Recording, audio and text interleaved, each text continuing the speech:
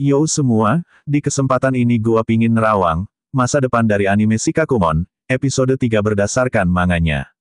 Entah bakalan sama atau enggak, yang pasti jika video ini bisa menghibur dan menghilangkan rasa penasaran kalian, jangan lupa untuk meninggalkan like dan subscribe-nya, agar kedepannya gua makin semangat bikin video nggak jelas lagi. Dan mari kita lihat alur ceritanya. Punten, Mamang. このジョルノ・ジョバーナには夢がある。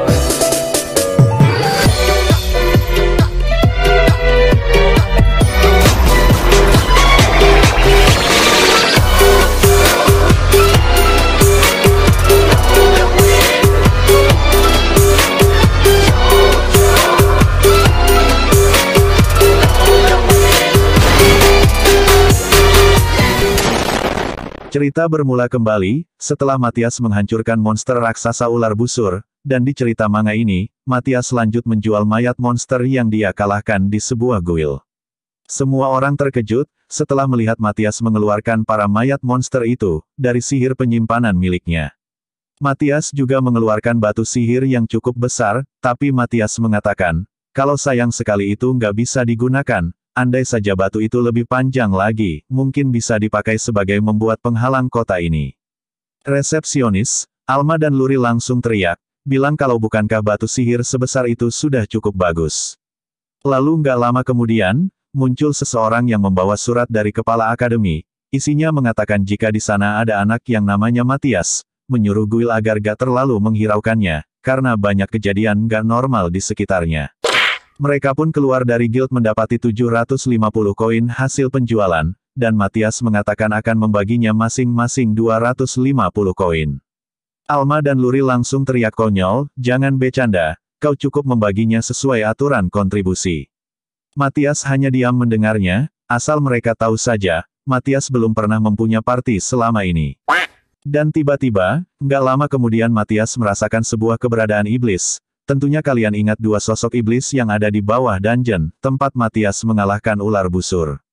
Nah, dua iblis itu, saat ini tengah menuju ke akademi, Matias pun bergegas menuju akademi, lalu mengatakan kepada Alma dan Luri, agar nggak terlalu banyak memakai sihir dan segera menuju akademi.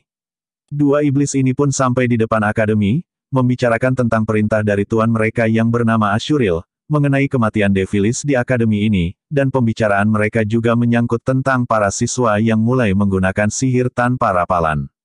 Matias, Alma dan Luri telah sampai, Matias mengatakan ada dua tipe iblis, jadi Matias akan melawan yang kuat, Matias pun melaju menghadapi iblis. Saat ini Matias hanya memiliki 10% energi sihir, Matias pun menciptakan lingkaran sihir sebagai pijakan, lalu melompat menusukkan pedangnya ke arah iblis wajah songong. Iblis wajah songong pun tertawa, menganggap Matias takut karena serangannya nggak mempan, lalu iblis berwajah tenang bertanya kepada Matias, apakah dia yang telah mengalahkan iblis bernama Devilis? Matias menjawab, itu memang benar, lalu elu mau ngapain? Iblis ini pun mengatakan, ya jelas, gua bakal bunuh elu. Iblis ini mengeluarkan sebuah api berbentuk naga menyerang Matias. Tapi karena Matias hanya memiliki sedikit kekuatan, Matias menggunakan cara lain untuk melawan, Matias mengeluarkan bola pantulan sihir. Singkatnya bola ini dapat memantulkan sihir lawan, dan ketika para iblis mengetahui kalau itu pantulan serangan mereka, mereka dapat menghindarinya, tapi mereka juga menganggap remeh serangan Matias. Hasilnya mereka terkena serangan yang mereka hindari, serangan pantulan itu kembali berbelik menyerang mereka lagi dari belakang. Matias kemudian jatuh dari lingkaran sihirnya, karena dia telah mencapai batasan waktunya, dan iblis berwajah songong mengejar Matias, dan tiba-tiba sebuah anak panah mengenai iblis berwajah songong ini.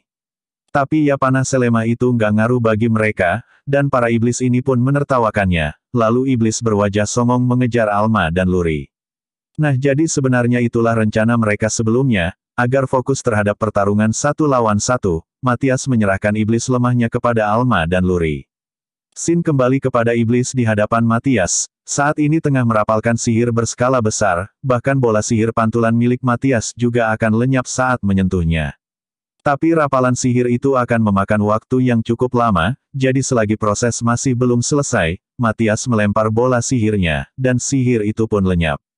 Di sisi iblis memasang wajah terkejutnya, Matias mendaratkan sebuah tebasan pedang, dan karena iblis ini menerima sedikit luka goresan di dadanya. Membuat iblis ini marah dan langsung menarik pedangnya, bentrokan antara pedang Matias dan iblis pun saling bertabrakan. Tapi kemudian Matias mengatakan kalau ilmu berpedangnya sangat lemah. Matias dalam sekejap berpindah menebas bagian belakang iblis. Iblis pun mengatakan, dasar monster. Matias langsung menjawab kalau itu harusnya adalah kalimatnya. Matias pun kembali menyerang iblis ini, tapi tiba-tiba, sebuah lingkaran sihir besar ada mengenai jangkauan Matias, hasilnya mereka pun berada dalam ledakan sihir itu. Tapi nggak lama kemudian, setelah iblis itu mulai terlihat, Matias juga sudah mulai terlihat. Iblis ini bangga akan suatu hal yang berhasil meluncurkan serangan kepada Matias, tapi Matias mengatakan kalau dia juga bisa menyembunyikan serangannya. Gak lama kemudian bola sihir Matias muncul di balik punggung iblis, meledakkan dan menjatuhkan iblis itu, penaklukan Matias pun selesai. Kini tinggal di sisi Alma dan Luri dan iblis wajah songong, mereka terus main kejar-kejaran, sampai mereka seakan terpojok dan Alma menembakkan anak panahnya. Tentu saja iblis ini bisa menghindarinya, tapi panah itu belok lagi ke arah iblis wajah songong, mereka pun kejar-kejaran lagi. Dan iblis memprovokasi Alma agar berhenti berlari, lalu melawannya dengan adil, tapi Alma malah membalik wajahnya sambil menjulurkan lidah. Gak lama kemudian mereka berada di dalam jangkauan Matias, dan setelah Matias bisa melihat posisi iblis itu, Matias melompat dan mengeluarkan sebuah sihir. Iblis ini terkejut, seperti mengenal sihir Matias, dan Matias pun mengatakan, ya ini adalah sihir cahaya yang kalian para iblis takuti. Iblis ini pun langsung lari, setelah tahu kalau ada manusia yang mengingatnya. Matias pun meminta Alma menembakkan panah, tapi Alma ragu karena jaraknya. Tapi Luri langsung membuatkan sebuah panah, dan Alma juga langsung menembakkannya, sedangkan panah itu diraih oleh Matias. Matias menggunakan sihir perubahan kekuatan, lalu menyusun ulang pergerakan, dan langsung melemparkan kepada iblis. Panah itu pun tepat mengenai iblis, dan sementara iblis itu terjatuh dari ketinggian, Matias langsung melaju menggunakan seni berpedang untuk mengakhirinya. Kemenangan pun didapatkan oleh Matias, Alma dan Luri. Lalu sekian dulu pembahasannya, kita lihat dulu saringan gua ini, bakal sama atau enggak sama adegan di animenya.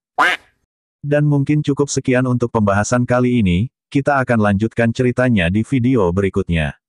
Jika video ini dapat menghibur kalian, jangan lupa untuk meninggalkan like dan subscribe-nya, agar kedepannya gua makin semangat lagi bikin videonya.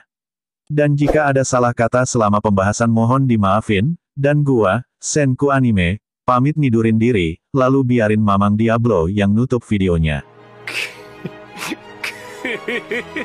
久しぶりの現世です。せいぜい楽しむとしましょうか。